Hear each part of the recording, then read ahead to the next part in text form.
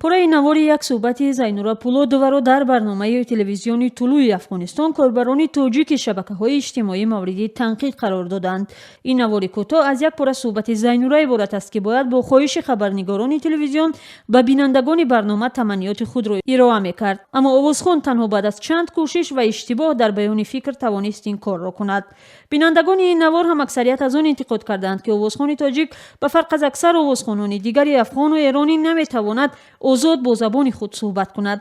бархе ҳам дар ин баҳсҳо аз Зайнура пуштибонӣ карда гуфтаанд, ӯ аз зумраи сарояндаҳои бесавод нест, вале чунин ҳолатҳо ба ҳар кас рух медиҳад, ки дар рӯбарӯи дурбин наметавонад озод суҳбат намояд. Зайнура дар суҳбат бо радиои Озодӣ иқрор кард, ки дар баёни фикраш бо забони адабии тоҷикӣ мушкил дорад, аммо на ба он ҳадде, ки бархе аз бинандагони навори ахири суҳбати ӯ фикр кардаанд. Зайнура мегӯяд, ӯ табиатан одами шармгин аст ва дар рӯбарӯи камераву навор маъмулан худро озод эҳсос намекунад ва баъзан ҳам фикраш парешон мешавад.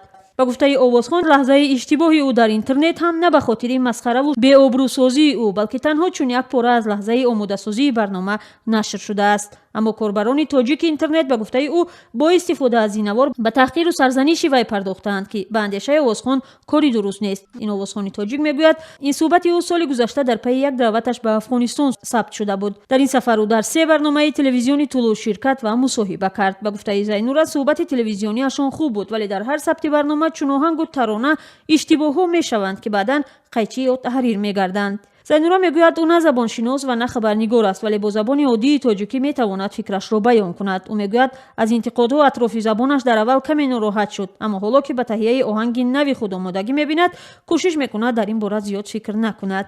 дар баҳсҳо атрофи навори пуриштибоҳи Зайнура дар баробари интиқодҳо аз он ки як овозхони тоҷик наметавонад як ҷумлаи беиштибоҳ бо забони худаш бигӯяд, бархе чеҳраҳои шинохтаи фарҳангу санъат, аз ҷумла шоираи Раҳимҷон, ки барои овозхонҳо матну оҳанг менависад, гуфтааст, бо шинохте ки аз Зайнура дорад, ӯ духтари бесавод нест. ӯ иштибоҳи овозхонро зимни суҳбат як ҳолати маъмулие медонад, ки зимни сабт ба ҳар кас рух медиҳад.